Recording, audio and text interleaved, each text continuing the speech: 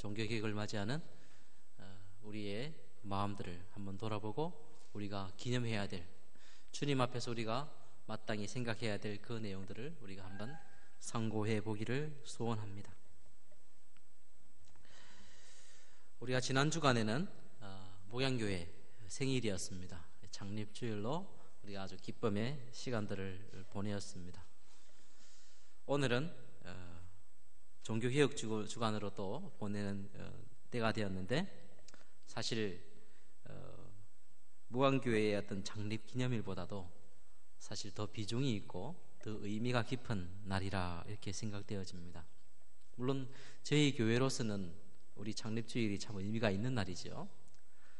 그럼에도 이 종교개혁 주간이 훨씬 더 의미가 깊고 또 우리에게 각별한 그런 기념할 만한 그 내용인 것은, 그런 종교개혁의 역사가 없었다 그러면 오늘날 지금 이와 같은 예배의 형식은 존재하지 못했을 것입니다.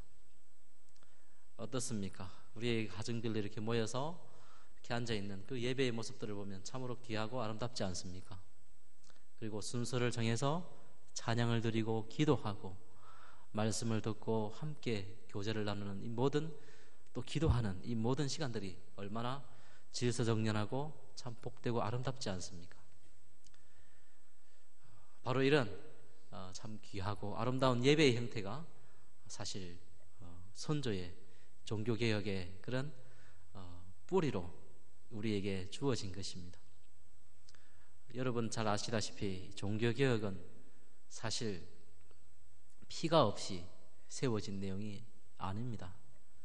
이와 같은 예배의 형태가 그저 순탄하게 만들어진 것이 아니라는 것입니다. 숱한 많은 개혁자들이 피를 흘리고 고문을 받고요, 핍박을 당하고 모든 것을 잃어버리는 그러한 아픔 속에서, 그 가운데서 하나님의 은혜로운 역사를 따라서 이러한 은혜의 자리가 생겼다는 것을 우리는 잊지 않아야 하는 것입니다.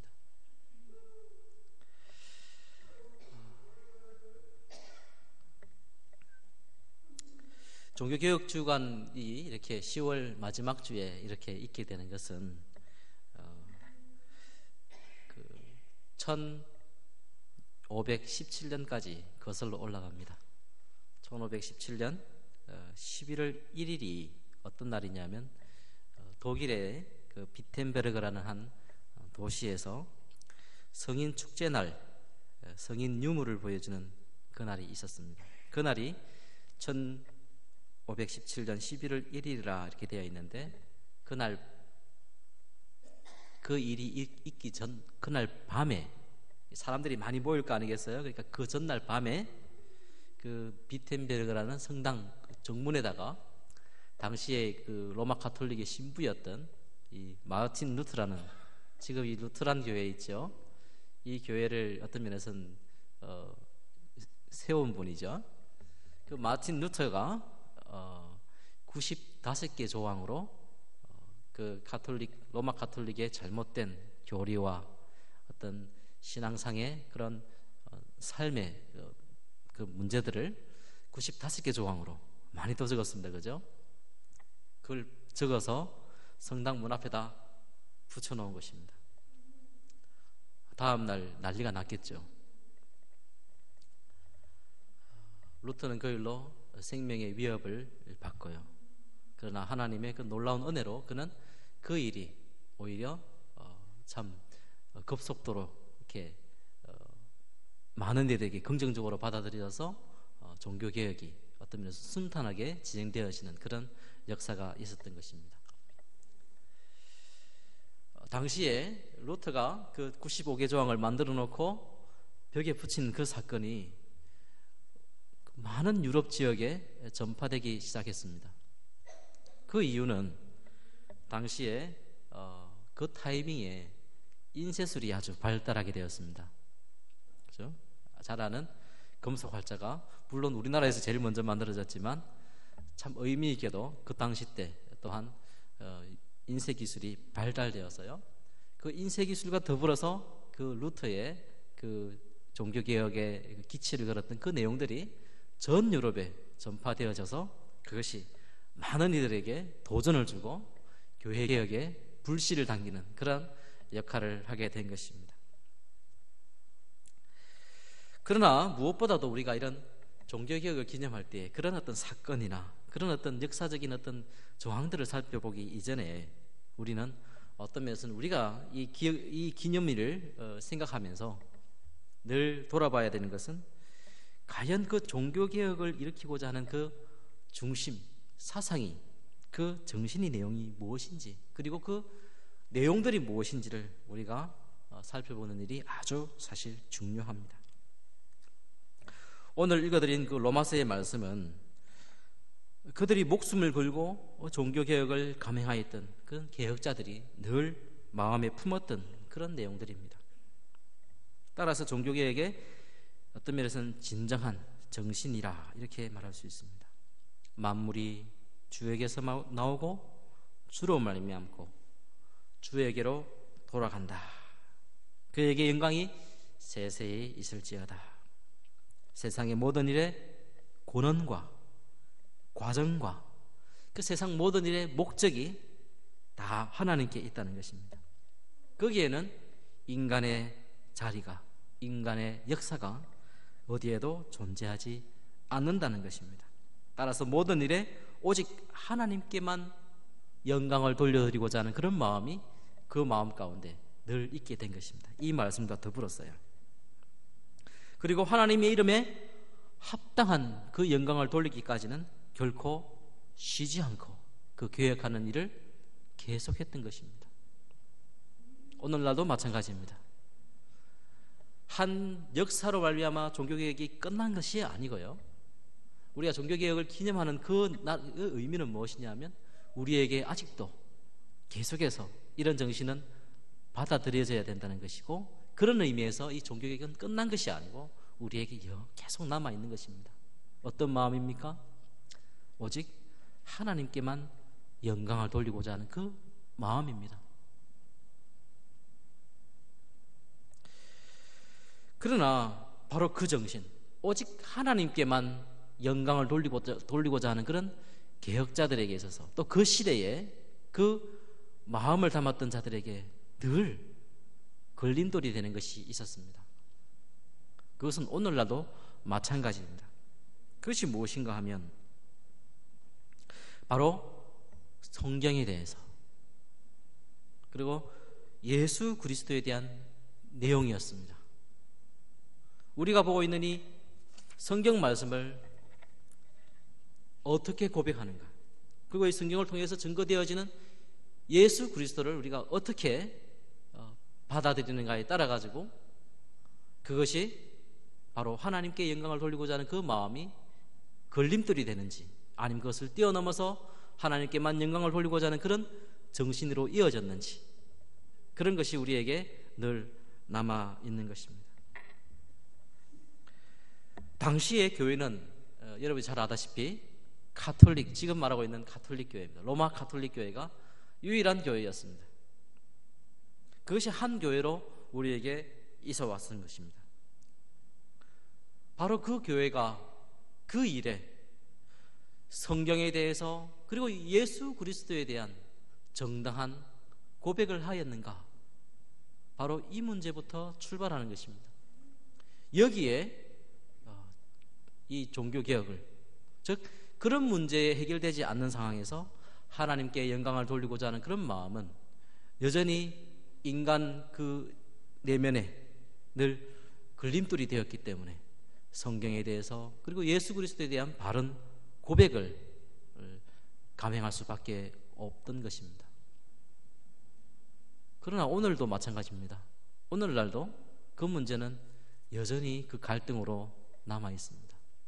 이 시간에 과연 그 성경에 대해서, 예수 그리스도에 대해서, 오늘 설교 제목의 내용대로 두 가지 변할 수 없는 그 진리의 내용인 성경과 예수 그리스도에 대한 내용들을 우리가 다시금 상고하면서 우리가 가지고 있는 그런 내용들이, 그 진리의 내용들이 과연 무엇이고, 또 우리가 확실하게, 우리가 견고하게 그 내용들을 고집하는 것이 얼마나 소중한 일인가 하는 것을 우리 이 종교개혁 기념 주간을 통하여서 우리가 함께 살펴보기를 원합니다. 먼저는 성경의 유일성입니다. 성경이 유일하다. 그 당시 때 이제 종교개혁을 하는 사람들이 라틴어를 썼기 때문에 솔라 스크립트라 이런 말을 들렸습니다. 그 말은 오직 성경이라 이런 말입니다. 오늘날로 말하면 성경이 유일하다, 성경의 유일성이라 이렇게 말할 수 있습니다. 우리가 소요리 문답에서 성경에 대한 문답으로 이런 대답을 하고 있습니다. 성경은 기록된 하나님의 말씀이요 신앙과 행위의 유일한 법칙입니다. 신앙과 행위의 유일한 규칙입니다. 이렇게 대답합니다. 여기에서 중요한 말은 물론 성경이 하나님의 말씀이고 신앙과 행위의 유일한 규칙입니다. 이렇게 말할 수 있는데 전부 다 그렇지만요, 우리가 이 종교개혁 정신과 더불어서 늘 생각해야 될 말이 무엇이냐면 유일하다 이런 말입니다. 유일하다. 성경의 유일성이라는 것입니다. 즉 신앙과 행위, 하나님을 알고 믿는 일에 대해서와 신자가 어떻게 살아야 할 것인가에 대한 그 모든 내용들이 사실 오직 성경에서만 그 답을 찾을 수 있다는 것입니다. 성경 밖에는 우리의 신앙에 대해서, 우리의 행위에 대해서 사실은 알려주는 바가 없습니다. 성경의 유일성을 말할 때에 과연 성경이 왜 기록되어졌는가? 우리가 보고 있는 이 성경, 우리가 늘 읽고 또 말씀을 통해서 설교를 통해서 듣는 이 성경이 왜 기록되었는가를 아는 것이 중요하겠지요. 그것이 무엇인가? 오늘날 우리가 가지고 있는 이 성경으로 신앙과 행위에 대한 유일하고도 충분한 내용인가를 확인해보는 것은 우리에게 중요한 일입니다. 성경의 기록 목적은 바로 요한복음 20장 30절에서 31절 말씀에 잘 나타나 있습니다. 우리 함께 읽어볼까요? 시작. 예수께서 제자들 앞에서 이 책에 기록되지 아니한 다른 표적도 많이 행하셨으나 오직 이것을 기록함은 너희로 예수께서 하나님의 아들 그리스도의 말씀을 믿게 하려 하며 또 너희로 믿고 그 이름을 힘입어 생명을 얻게 하려 함이니라. 자, 성경의 기록의 목적은 예수께서 하나님의 아들 그리스도의 이름을 믿고 그 이름을 힘입어 영생을 얻는 데 있다 하겠습니다. 예수님 당대에서는 신약 성경이 없었습니다. 그죠? 신약 성경이 없었고 오직 구약 성경 39권만 있었던 것입니다. 그럼에도 그 구약의 모든 성경은 사실 예수 그리스도를 알려주는데 충분했습니다. 그 증거는 무엇인가? 성경 구약 성경 읽어보면 예수 그리스도라는 이름이 나오지도 않는데 왜 그것이 예수 그리스도를 설명하기 충분했는가? 그 이유는 누가복음 24장 25절에서 27절 말씀, 그리고 44절에서 48절 말씀에 아주 잘 나타나 있습니다. 구약 성경에 우리가 보고 있는 이 구약 성경 39권에 바로 그 내용들이 잘 나타나 있는 것입니다. 우리가 함께 말씀을 찾아서 읽도록 하겠습니다. 24장 25절에서 27절 말씀을 다 같이 읽도록 하겠습니다. 시작. 이르시되 미련하고 선지자들이 말한 모든 것을 마음에 더디 믿는 자들이여, 그리스도가 이런 고난을 받고 자기의 영광에 들어가야 할 것이 아니냐 하시고, 이에 모세와 모든 선지자의 글로 시작하여 모든 성경에 쓴 바 자기에 관한 것을 자세히 설명하시니라. 예수님께서 지금 바로 이 구약 성경에 나와 있는 그 모든 내용들이 바로 자기에 대해서 기록하고 있다는 사실, 죽으시고 부활하신다는 사실을 우리에게 알려주는 그런 말씀이 있다고, 충분하게 그것을 증거해주고 있다고 우리에게 알려주고 있습니다. 이어서 44절부터 48절까지 말씀을 한 절씩 교독을 하지요. 제가 먼저 읽도록 하겠습니다. 또 이르시되 내가 너희와 함께 있을 때에 너희에게 말한 바 곧 모세의 율법과 선지자의 글과 시편에 나를 가리켜 기록된 모든 것이 이루어져야 하리라 한 말이 이것이라 하시고,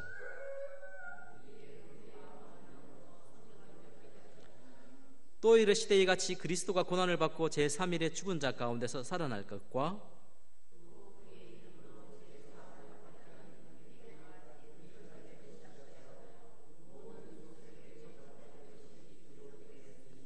너희는 이 모든 일의 증인이니라. 어떻습니까? 바로 이 구약 성경에 그리스도의 고난과 제3일에 죽은 자 가운데서 살아날 것과 그 이름으로 제사함을 받게 하는 회개가 예루살렘으로 시작하여 모든 족속에게 전파될 것을 우리에게 알려주고 있다. 구약 성경을 뭐라고 부르냐 하면 44절 말씀에 보면 모세의 율법과 선지자의 글과 시편에 기록된 것이라. 바로 구약 성경을 말하는 것입니다.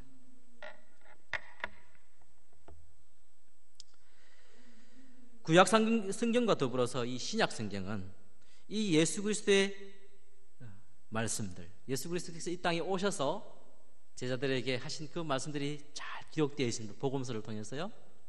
그리고 사도행전을 통해서는 그 예수 그리스도의 말씀의 명령의 위임을 받고 온 지역으로 흩어져서 말씀을 전했던 그 사도들의 그 일들을 기록하고 있습니다.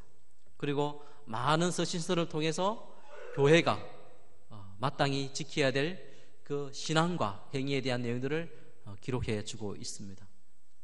그 모든 것들은 바로 구약 성경에 이미 말씀하신 그 내용과 더불어서 너무나 분명하고 너무나 충분하게 우리에게 예수 그리스도에 대한 신앙과 또 우리가 반드시 행해야 될 그 행위에 대한 내용들을 아주 충분하게 알려주고 있다는 사실입니다. 너무나 명백하게 우리가 믿고 구원을 받을 만한 충분한 지식을, 또 우리가 어떻게 살아야 할 내용을 우리에게 너무나 분명하게 보여주고 있다는 것입니다. 그래서 이 디모데후서 3장 14절과 17절 말씀 우리가 함께 보도록 하겠습니다.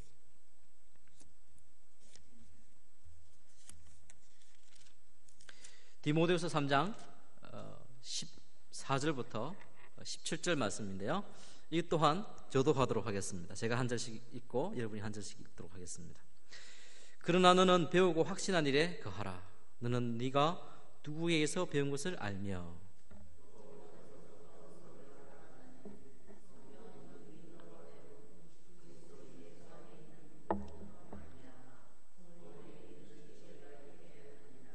모든 성경은 하나님의 감동으로 된 것으로 교훈과 책망과 바르게 함과 의로 교육하기에 유익하니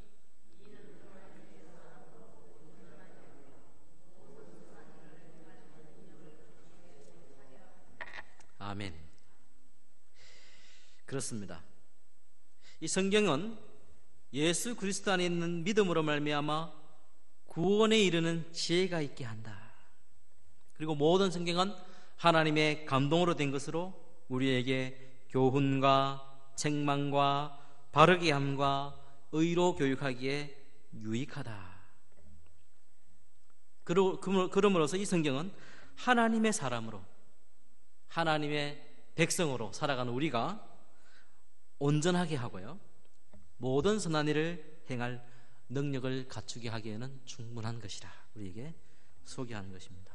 모든 성경, 즉 구약 39권, 39권과 신약 27권, 총 66권만으로 우리의 신앙과 행위에 대한 너무나도 분명하고 충분한 내용이 되는 것입니다. 그런데 당시 종교개혁이 있던 그 시대에 이 가톨릭 교회가 무엇을 버렸냐 하면 이런 귀한 내용을 고백하지 못했던 것입니다. 오직 성경이라, 성경만으로도 충분하고 분명한 신앙과 모든 행위의 규범들이 있는데도 불구하고 성경만, 오직 성경만이라는 그 말에 오직이란 말을 빼버린 것입니다. 그리고 만이라는 말도 빼버린 것이에요. 뭐를 갖다 붙였냐 하면 성경과 더불어, 성경과 함께, 이런 말을 갖다 붙인 것입니다. 이 말은 성경만이 우리의 신앙과 구원의 지식에 또 행위에 대한 내용에 충분하지 못하다는 것이에요.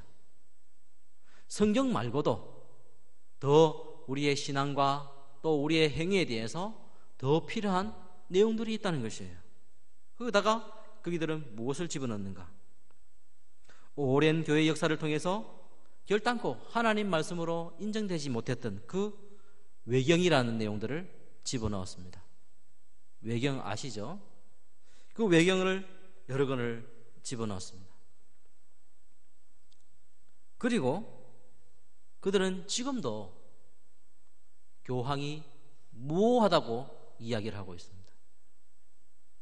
그렇기 때문에 교황의 훈시 또한 우리의 신앙과 행위에 규범이 될 수 있다고 주장하는 것이에요. 그것은 오늘날도 변치 않습니다. 그리고 각종 종교회의를 통해서 결정된 그런 모든 가르침들이 비록 그것이 성경의 지지를 받지 않는다 할지라도 그것은 우리의 신앙 양심을 지배하는 원리가 된 것입니다. 그것이 문제인 것입니다. 종교개혁의 자리, 우리가 종교개혁의 의미를 강하게 부여하는 것은 바로 그 점에 있는 것입니다. 단순히 어떤 제도를 뜯어고치고 어떤 예배 형태를 뜯어고치는 그런 정도의 것이 아닌 것입니다. 신앙의 가장 본질적이고 가장 중요한 그 근거와 관련해서 성경을 원래의 자리로 돌려놓은 것입니다. 우리는 요한계시록 22장 18절에서 19절 말씀에 엄중한 경고를 주목해야 하는 것입니다. 우리 함께 그 말씀을 찾아보죠.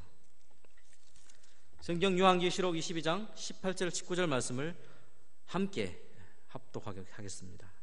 내가 이 두루마리의 예언의 말씀을 듣는 모든 사람에게 증언하노니 만일 누구든지 이것들 외에 더하면 하나님이 이 두루마리에 기록된 재앙들을 그에게 더하실 것이요 만일 누구든지 이 두루마리의 예언의 말씀에서 제하여 버리면 하나님이 이 두루마리에 기록된 생명나무와 및 거룩한 성의 참여함을 제하여 버리시리라.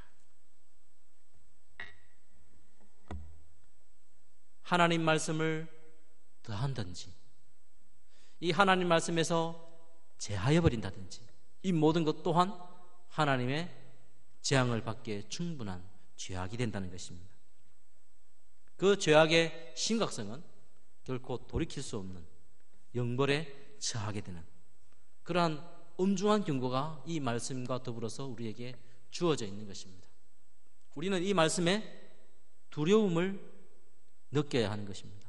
하나님이 엄중하게 우리에게 경고할 때는 그것을 두려워해야 하는 것입니다.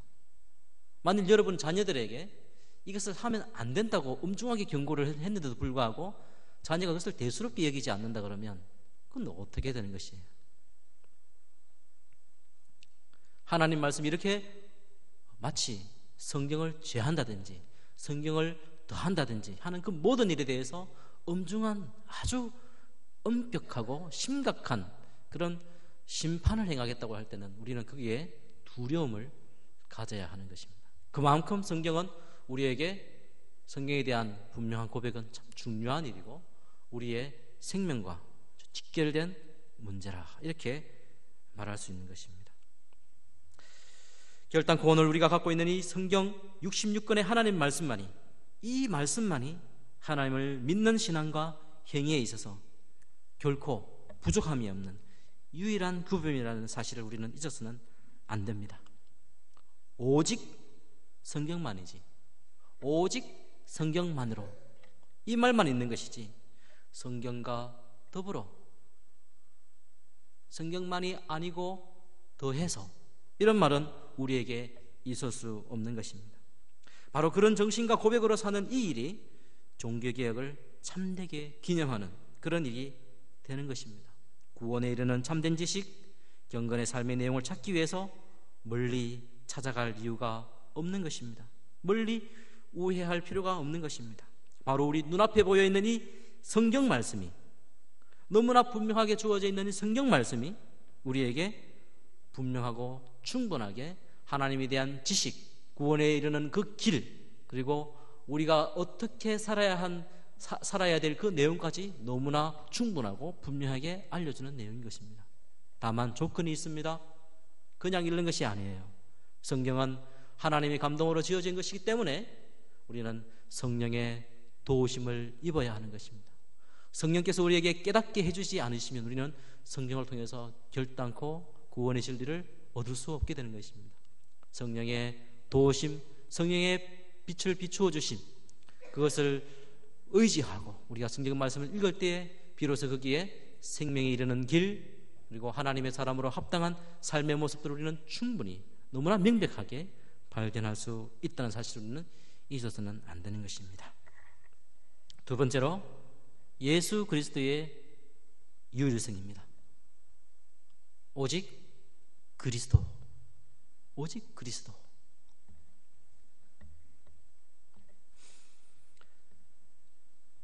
한 TV 프로그램에서 직접 본 내용입니다. 제가 청년 때에 오래된 일인데요. 거기에 한때 잘 나가는 한 강사가 있었습니다. 그 사람이 이제 지금도 활약하는 분인데 도올 김용옥 교수라고 아마 다 잘 아실 것입니다. 아주 그 말씀 거침없이 이렇게 쉽고 그 강의가 참 명쾌한 강의를 하는 분이셨습니다. 그런데 그 자리에 누가 있었냐면 당시에 지금은 돌아가신 분이시지만 가톨릭의 이제 김수환 추기경이 함께 한 자리였습니다. 이 도올이라는 분이 김수환 추기경에게 질문한 내용이 그거였습니다. 오늘날 기독교의 가장 큰 문제점은 너무 비타적인 것이 아닙니까? 왜 기독교만 구원이 있다고 이야기하는 것입니까? 우리나라와 같이, 이 대한민국과 같이 다종교 국가에서는 이 기독교에 말하는 그런 편협된 그 구원과는 문제가 되지 않겠습니까? 이런 질문이었습니다. 거기에 대해서 이 김수환 추기경이 뭐라고 말을 했냐면요, 참되게 사는 사람은 하나님이 다 구원해 주신다, 그렇게 자기는 생각합니다, 이렇게 대답했습니다. 다른 종교를 가져도 기독교만 아니라 예수 그리스도만이 아니라 다른 종교를 믿고 아니면 종교 없이 참되게 사는 그 모든 사람에게 구원이 있다, 영생이 있다, 이렇게 말하는 것이죠. 저는 당시에 굉장히 큰 충격을 받았습니다. 과연 어떤 말이 나올까? 저도 뜻하지 않는 그런 말이 나오게 된 것입니다. 제가 주위에 아는 그 성당에 다니는 분을 통해서 내가 그 이야기를 했더니만 그 발언은 사실 문제가 되는 발언이라 할 정도였다고 이야기를 합니다. 그리고 이어서 그 화면 자막에 뭐라고 뜨냐 하면 이 김수환 추기경의 그 발언은 코페르니쿠스적인 발상이라 하여서 그 발언을 아주 높이 평가했습니다. 그러나 우리는 여기서 우리가 반드시 문제를 제기해야 되는 것입니다. 아무리 한 종교에 지도적인 입장을 가진 분이 그런 말을 한다 할지라도 그분의 말은 우리의 신앙의 규범이 될 수가 없습니다. 아까 말한 대로 우리의 신앙의 모든 규범은 오직 성경에서 나오는 것입니다. 여러분, 베레아 사람 아십니까? 사도행전 17장에 나와 있는 이 베레아 사람들은 어떤 사람들이었습니까? 사도 바울이 복음을 전할 때에 그들은 신사적이라 이렇게 말을 쓰고 있습니다. 그래서 그 말이 과연 하나님 말씀에 합치된 것인가 연구하였다 그랬습니다. 바로 그런 정신이죠. 아무리 사도 바울이 복음을 전하고 사도들이 복음을 전한다 할지라도 그 말씀이 과연 그러한가 해서 말씀을 찾아보는 것입니다. 그런 것이죠. 제가 여러분에게 이런 말씀을 전할 때에도 마찬가지입니다. 우리 목사님 말이니까 100% 다 믿어야지 이러면 안 되는 것이에요. 하나님 말씀에 이 목사님 말씀이 합치되는 것인가 아닌가를 여러분 분별할 줄 아는 능력이 여러분에게 있어야 되는 것입니다. 그래서 김수환 추기경이 이렇게 말을 했을 때는 그 사람이 말했기 때문에 진리일 거야 이렇게 말하면 안 되는 것이에요. 우리는 성경을 통해서 그 말이 과연 진리인가 아닌가를 분별해야 되는 것입니다. 사도행전 4장 12절 말씀을 함께 보겠습니다. 사도행전 4장 12절 말씀입니다. 아주 중요한 말씀입니다.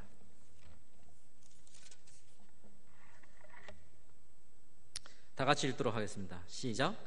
다른 이로서는 구원을 받을 수 없나니 천하 사람 중에 구원을 받을 만한 다른 이름을 우리에게 주신 일이 없음이라 하였더라.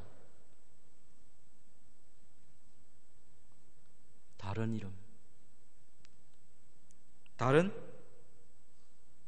길이 없습니다. 오직 구원을 받는 그 길은 오직 한 길이라 우리에게 너무나 분명하게 알려주는 것이죠. 왜 종교개혁을 할 때에 오직 성경이라고 말한 이유를 이제 아시겠습니까?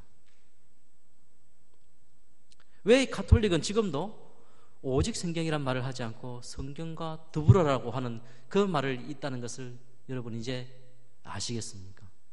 바로 이런 엄청난 차이가 있게 되는 것입니다. 그들도 예수 그리스도에 대한 구원을 이야기를 합니다. 그런데 성경과 함께 다른 말도 용인되는 것이죠. 그러면 어떻게 되는 것입니까? 성경이 어떻게 되는 것이에요? 성경은 언제든지 거절될 수 있는 내용이 되는 것입니다. 우리가 마음에 들지 않으면 이걸 안 믿어도 되는 것이죠. 그럼 성경이 왜 필요하겠습니까? 요한복음 14장 6절에서 예수께서 친히 말씀하시기로 내가 곧 길이요 진리요 생명이니 나로 말미암지 않고는 아버지께로 올 자가 없느니라. 즉 영생의 그 길로 가기 위해서는 내가 곧 길이요 진리요 생명이라 그랬습니다. 영어 성경은 아주 분명합니다. The way, the truth, the life. 어가 아닙니다. 부정관사 어가 아니라 정관사 더입니다. 유일하다는 것이에요. 많은 길 중에 한 길이 아니라 내가 곧 유일한 길이라. 그러면서 예수님께서 뭐라고 말씀하시는 거예요? 그것을 더 확정짓기 위해서 나로 말미암지 않고서는 아버지께로 갈 자가 결단코 없다고 우리에게 알려주는 것이 아니겠습니까? 여기에 바로 예수 그리스도의 유일성이 나오는 것입니다. 오직 예수라는 말이 그게 나오는 것입니다. 여러분, 이 히브리서 말씀은 너무나 중요합니다. 이 히브리서 말씀들을 우리가 한번 더 살펴보겠습니다. 히브리서 9장 말씀입니다. 여기에 더해서 우리가 히브리서 말씀을 통해서 우리가 더 양심의 믿음의 확정을 누리시기를 바랍니다. 히브리서 9장 11절에서 14절 말씀인데요, 한 절씩 교독하도록 하겠습니다. 그리스도께서는 장래의 좋은 일의 대제사장으로 오사 손으로 짓지 아니한 것 곧 이 창조에 속하지 아니한 더 크고 온전한 장막으로 말미암아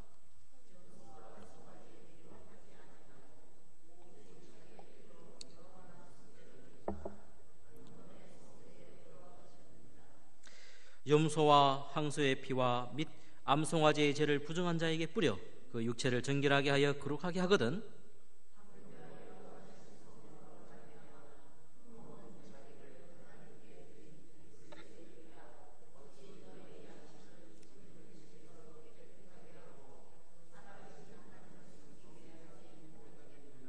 아멘. 그리고 이 히브리서 10장 10절 말씀을 또 보겠습니다. 그 전에요, 26절과 그리고 28절까지 말씀을 또 한번 보겠습니다.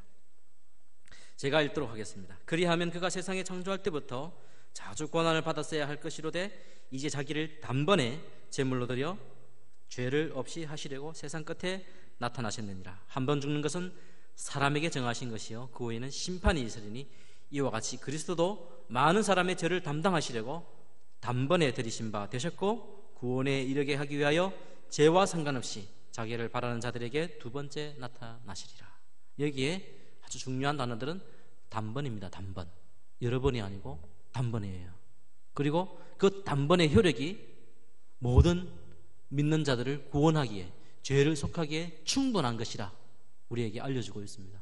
항소와 및 염소의 피가 그것이 죄사하는 효력이 있다 그러면 하물며 영원하신 하나님의 아들이신 예수 그리스도의 그 보배로운 피가 어찌 너희 죽을 행실과 양심의 모든 죄악들을 없이 하기에 부족하게 하겠는가에 대한 그런 반정이 이 히브리서에는 너무나 강하게 소개되고 있는 것입니다.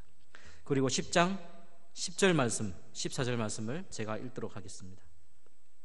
이 뜻을 따라 예수 그리스도의 몸을 단번에 들이심으로 말미암아 우리가 거룩함을 입었노라. 우리가 거룩한 자가 되었다는 것입니다. 그리고 14절 말씀에 그가 거룩하게 된 자들을 한 번의 제사로, 단 한 번의 제사로 영원히 온전하게 하셨느니라. 적당한 기간을 통해서 온전한 것이 아니에요. 영원히 온전하게 하신 것입니다.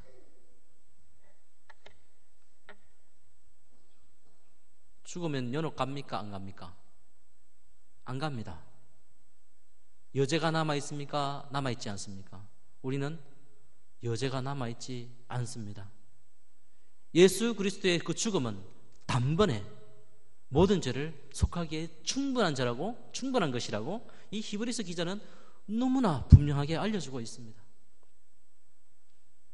만일 그것이 여죄가 남아있을 거라면, 우리가 여전히 우리가 속해야 될 그 죄가 남아있어서 연옥이라고 한 것이 존재하였다 그러면, 예수 그리스도께서 누가복음에 강도가 옆에 죽고 있었습니다. 그 강도가 주여 내가 죽거든 나를 기억하여 주시옵소서. 예수께서 뭐라고 그러십니까? 너는 죄가 많기 때문에 연옥에 좀 한참 좀 있다가 나와 함께 있을 것이다. 이렇게 말씀하셨습니까? 그렇게 하지 않으셨어요. 네가 지금 오늘 정녕 나와 함께 낙원에 있으리라. 그러나 아직도 가톨릭은 연옥에 대해서 말하고 있어요. 여전히 우리가 여죄를 해결해야 된다고 믿는 것이에요. 죽은 자를 위해서 기도해야 된다는 것입니다. 그 당시 때는, 루터가 종교개혁할 당시에는 죽은 자들을 위해서 헌금을 내어야 된다.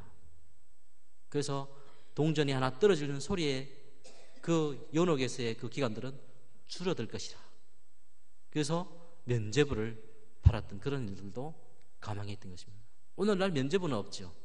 그러나 여전히 그렇게 할 만한 그 정신은 그들에게 여전히 남아있는 것입니다. 이것은 무엇을 욕보이는 것이 되는 것입니까?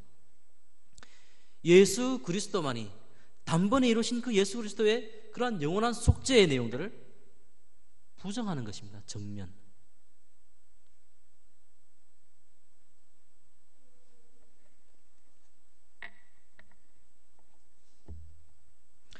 성경 어디에서도 예수 그리스도 외에 다른 구원을, 예수 그리스도의 속죄 외에 다른 길을 제시해 준 법이 없습니다. 만일 예수 그리스도 외에 다른 구원의 길과 사죄함의 길이 있었더라면 영원하신 하나님의 아들이신 예수 그리스도께서 이 땅에 사람의 모습으로 이 땅에 오시지 않으셨을 것입니다. 왜 예수 그리스도께서 이 저주스러운 십자가에서 자기 몸을 찢으시고 피를 흘리셔서 그렇게 비참한 죽음을 당하셨는가? 그렇게 수치스러운 죽임을 당하셨습니까? 그것은 우리의 죄를 속하기 위해서, 그리고 인간으로서는 도무지 그것을 감당할 수 없는, 어떠한 인간도 그 죄 사하는 문제, 그리고 사망의 문제를 해결할 수 없는 그 길이었기 때문에, 오직 그 길은 예수 그리스도만이 그 일을 감당할 수 있기 때문에 예수께서 나타나신 것입니다. 거기에 하나님의 사랑이 나타나 있고, 하나님의 긍휼이, 하나님의 자비가, 하나님의 모든 은혜가 거기에 집합적으로 나타난 것입니다. 여러분이 지금 어떤 상태에 있는지 모릅니다. 재정적으로 힘들고 육신적으로 여러 가지 힘든 부분들이 있을 수도 있습니다. 여러 가지 이 땅 살아가는데 어려운 문제들이 산재되어 있을 줄 모르겠습니다. 그러나 분명한 사실은 하나님은 여러분을 진정 사랑하시고 모든 것을 주시는 분이시라는 사실 우리가 잊어서는 안 되는 것입니다. 왜 그렇습니까? 우리에게 주어진 것이 없고 현실적으로 어려움이 많다 할지라도 우리는 결단코 하나님의 사랑을 의심해서 안 되는 것입니다. 바로 예수 그리스도가 이 땅에 우리를 위해서 십자가를 지시고 우리에게 영생의 소망, 하나님이 이르는 유일한 길을 제시해 줬다는 그 사실은 하나님이 우리를 얼마나 사랑하시는가에 대한 아주 분명하고 피할 수 없는 증거라는 사실을 우리는 잊어서는 안 되는 것입니다. 여러분은 다 하나님의 놀라운 사랑과 긍휼을 다 입은 그런 사람이라, 이 사실을 우리가 잊어서는 안 되는 것입니다. 예수 그리스도만이 하나님께로 이르는 유일한 중보자이시며 영생으로 가는 유일한 길인 것입니다. 여기에 예수 그리스도와 더불어 라는 말은 존재할 수 없는 것입니다. 참된 교회의 하나됨이란, 교회가 하나 되는 일은 참으로 중요한 것이죠. 그러나 어디 안에서 교회가 하나가 되어야 되겠습니까? 바로 성경과 그리스도에 대한 유일성에 대한 전적인 하나가 있어야 하는 것입니다. 성경만인가? 아니면 성경과 더불어인가? 오직 예수 그리스도만인가? 예수 그리스도와 더불어인가? 이런 고백의 차이에 따라서 교회는 하나가 되어질 수 있는 것이고, 교회는 함께 갈 수 없는, 그것은 교회라고 아니라고 치부할 정도로 그렇게 거부할 수 있는 그런 정신이 바로 거기에 있는 것이고, 거기에 바로 이 오늘날 같이 종교개혁의 정신이 있게 된 것입니다. 말씀을 맺도록 하겠습니다. 로마 가톨릭에서 가장 강하게 주장하는 바는 교회의 정통성이 그들에게 있다는 것입니다. 너희들은 이단이라는 것이에요. 지금도 우리를 보고 이단이라는 것이에요. 자기들만이 참된 교회라는 것이에요.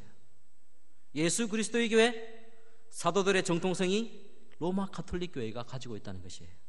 그러나 그 주장에 앞서서 과연 형식적으로나 그리고 내용적으로 그런 교회의 정통성을 갖고 있는가 했을 때, 특히 오직 성경과 오직 예수 그리스도를 말하게 될 때에 진정한 교회의 정통성은 그들에게 없는 것입니다. 교회의 정통성은 오직 성경과 더불어서 거기에 주장하는 바로 예수 그리스도만을 우리의 구원의 유일한 길로 주장하는 그 일이, 그리고 그것을 고백하는 그 교회의 그 정통성이 있는 것입니다. 종교개혁을 통해서 두 가지 변할 수 없는 그 진리의 내용인 성경에 대한 진리, 예수 그리스도에 대한 진리는 오늘을 사는 그리스도를 믿는 모든 사람들이 여전히 추구해야 될 내용입니다. 따라서 종교개혁을 과거의 한때, 역사의 한때로 돌려버리고 마치 그 위에 서서 우리가 존재한다고 믿는 것은 잘못된 것이에요. 과거 종교개혁이 이루어놓은 그 업적을 받되 그 정신을 확고히 추구하지 못하면 정체되는 것이 아니라 더 후퇴되는 것이 되고 마는 것입니다. 사단 마귀는 여전히 오늘날도 살아서 역사하고 있습니다. 그들이 쓰고 있는 가장 주요한 무기는 두 가지입니다. 하나는 무지입니다. 하나는 오류입니다. 이 무지와 오류, 그것이 사단이 쓰는 강력한 무기입니다. 여기에 대항해서 우리는 어떠해야 합니까? 에스겔 성경 구약 성경 에스겔은 그렇게 말하고 있습니다. 4장 6절에 과거 이스라엘 백성들이 이렇게 하나님을 아는 지식이 없어서 망한다, 이렇게 말하고 있습니다. 하나님을 아는 지식이 없어서 너희들은 망한다고 이야기하고 있어요. 그리고 호세아 6장 3절에서 뭐라고 말씀하고 있습니까? 그 주의 백성을 향하여서 우리가 여호와를 알자, 힘써 여호와를 알자, 이렇게 권면하고 있습니다. 우리의 대적 사단 마귀가 쉬지 않고 우는 사자와 같이 삼킬 자를 찾고 삼킬 자를 찾는 이 시기에 우리는 더욱 깨어서 근신하며 기도하고 모든 축복과 생명과 모든 신앙상의 형통의 근원이 되는 오직 성경 말씀을 따라가지고 예수 그리스도의 구속의 공로를 의지하고 성령의 도우심을 따라 우리는 하나님만을 섬겨야 하는 것입니다. 바로 그런 일을 계속하는 것이 오늘 이 종교개혁을 기념하는 우리 목양교회 성도님들이 이 땅에 사는 그날까지, 생명이 다하는 그날까지 감당해야 될 그 내용인 것입니다. 오직 성경, 오직 예수 그리스도만을 고백할 때에 우리는 인생에게 어떠한 자랑과 업적과 공로가 없고 우리에게 어떠한 교만함도 나타나지 않고 우리의 생의 목적대로 오직 하나님께만 영광을 돌려드리는 그런 삶을 살게 되는 것입니다. 모두가 그러한 삶 가운데 성경을 고백하고 예수 그리스도를 그렇게 고백한다는 것이 우리에게는 너무나 소중하고 너무나 복되고 귀한 신앙의 유산일 뿐만 아니라 바로 오늘을 사는 성도들에게 가장 중요한 교훈의 내용이라는 사실을 우리가 늘 잊어서는 안 되는 것입니다. 기도하시겠습니다.